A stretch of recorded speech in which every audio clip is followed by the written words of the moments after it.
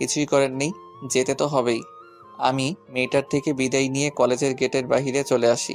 মেয়েটা আজকে তার পাওয়ার আমাকে দেখাচ্ছে ভালো।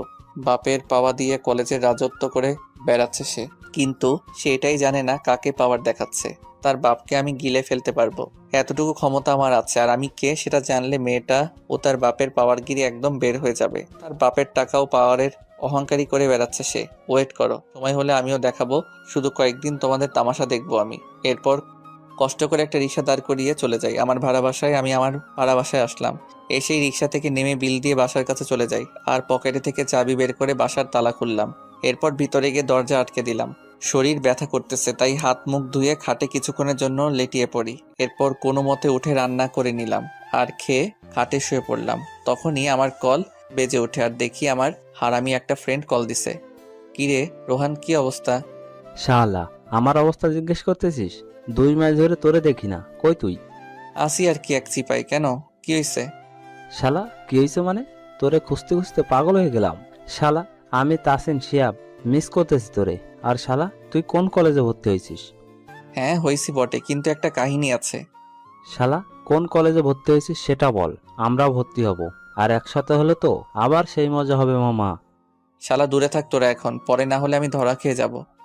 ধরা খেয়ে যাবি মানে? কথাটা বুঝলাম না। আমি রিয়েলিটিতে যা, কিন্তু কলেজে আমি অন্য পরিচয়ে ভর্তি হয়েছি ও আছি। এই শালা, ক্লিয়ারলি বল, মাথায় কিছুই ঢুকতেছে না।